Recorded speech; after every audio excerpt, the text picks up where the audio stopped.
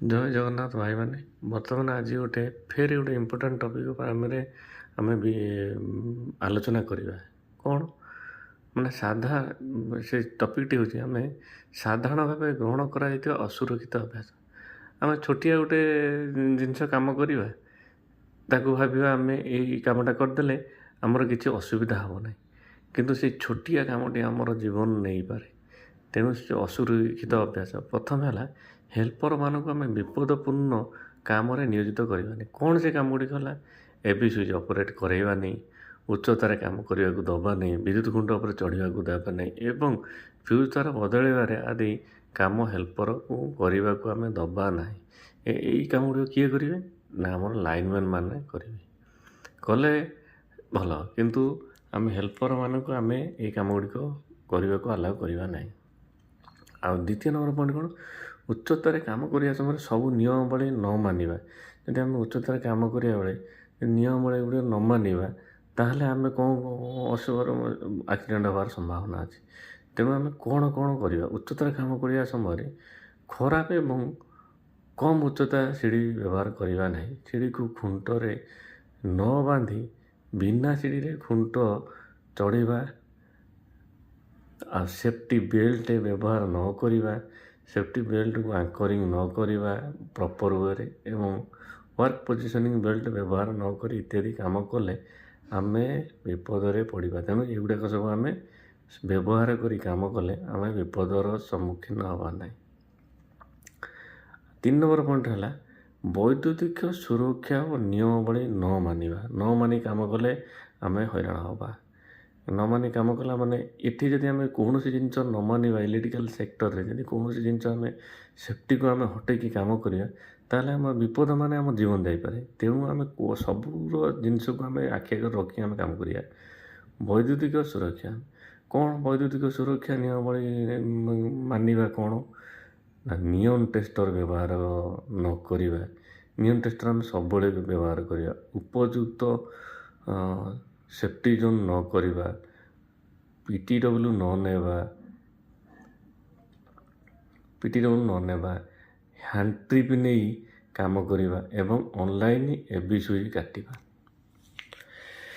ଯଦି ଆମେ ଅନଲାଇନ୍ରେ ଏବି ସୁଇଚ୍ଟାକୁ କାଟିଲା ମାନେ ଦୁର୍ଘଟଣା ହେବାର ବହୁତ ସମ୍ଭାବନା, କାରଣ ଲୋଡ଼ରେ ଥାଏ। ଏବି ସୁଇଚ୍ ଲୋଡ଼ ହେଲା ମାନେ ସେ ଫାୟାର ହେବ, ଫାୟାର ହେଲା ମାନେ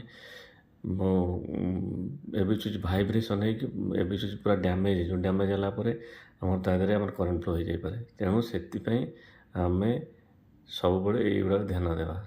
4 ନମ୍ବର ପଏଣ୍ଟ ହେଉଛି, ଏକୁଟିଆ କାମ କରିବା ଏବଂ ଅଣକୁଶଳୀ ଅଣସ୍ୱୀକୃତିପ୍ରାପ୍ତ ଲୋକଙ୍କୁ କାମରେ ନିୟୋଜିତ କରିବା।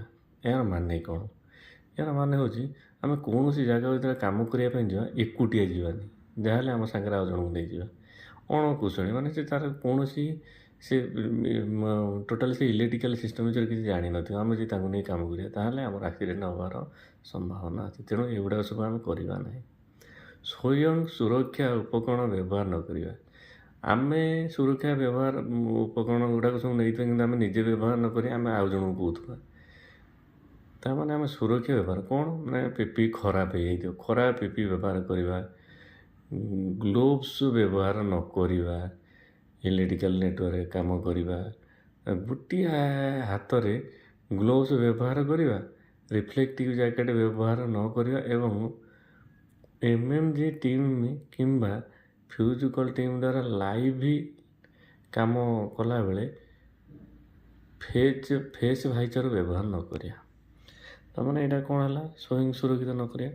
ତା ନିଜର ପିପିଟାକୁ ଠିକ୍ସେ ଆମେ ୟୁଜ୍ କରିନଥିବା, ଖରାପ ଡ୍ୟାମେଜ୍ ପିପି ଥିବ, ଆମେ ଯେକୌଣସି ଜାଗାରେ ଗୋଟେ କ'ଣ ଅସୁବିଧା ହେଲେ ଆମେ ସେଇଠି ହଇରାଣ ହେଇଯିବା। ଯେ ଆମକୁ ଧର ଯେକୌଣସି ଯଦି ପିପି ପିନ୍ଧିବା, ଆମକୁ କୌଣସି ହଇରାଣ ହେବାକୁ ପଡ଼ିବ ନାହିଁ।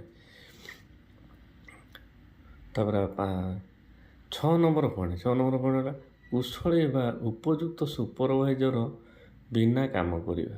ସୁପରଭାଇଜର କାର୍ଯ୍ୟକ୍ଷେତ୍ରରେ ଉପସ୍ଥିତ ନ ରହିବା। ଗୋଟିଏ ସମୟରେ ସୁପରଭାଇଜର 1ରୁ ଅଧିକ କାମରେ ନିୟୋଜିତ ରହିବା। ଆବଶ୍ୟକତାଠାରୁ କମ୍ ସୁପରଭାଇଜର ନିୟୋଜିତ କରିବା ଏବଂ ଅଣକୁଶଳୀ ସୁପରଭାଇଜରମାନଙ୍କୁ କାମରେ ନିୟୋଜିତ କରିବା। ଯେତେବେଳେ ଆମେ ଯେକୌଣସି କାମ କରିବା, ତାହେଲେ ଆମେ କ'ଣ କରିବା, ସୁପରଭାଇଜରଙ୍କୁ ପଚାରିକି ସବୁ କାମ କରିବା, କାରଣ ସୁପରଭାଇଜର ସବୁ ଦାୟିତ୍ୱ ହେଉଛି କାମର ଦାୟିତ୍ୱ ନେଇଥାଏ। ତେଣୁ ଆମେ ସେ କୁଶଳୀ ହେଇଥିବା ଦରକାର। ଏଇ 6ଟି ଅଭ୍ୟାସ ଯଦି ଆମେ ନ କରିବା ତାହେଲେ ଆମର କୌଣସି ପ୍ରକାର ଦୁର୍ଘଟଣା ଘଟିବାର ସମ୍ଭାବନା ନାହିଁ। ତେଣୁ ବନ୍ଧୁମାନେ ଏଇ 6ଟି ନିୟମକୁ ପାଳି ସବୁବେଳେ କାମ କରିବା ଉଚିତ। ଆମେ କେବେ ଏ 6ଟି ନିୟମକୁ ଆମେ ଅବମାନନା କରିବାନି। ଏଇଟା ହେଉଛି ଗୋଟେ ସାଧାରଣ ଅଭ୍ୟାସ। ସାଧାରଣ ଅଭ୍ୟାସ ଆମେ ଭାବିବା ଛୋଟିଆ ଜିନିଷଟା, ଆଜି ଗୋଟେ ଛୋଟିଆ ଜିନିଷ କଲେ ହେଲେ ନା ଏଇଟା କିଛି ହେବନି, ଏଇଟା ନିହାତି କରିକି ଆମେ କାମ କରିବା। ଜୟ ଜଗନ୍ନାଥ।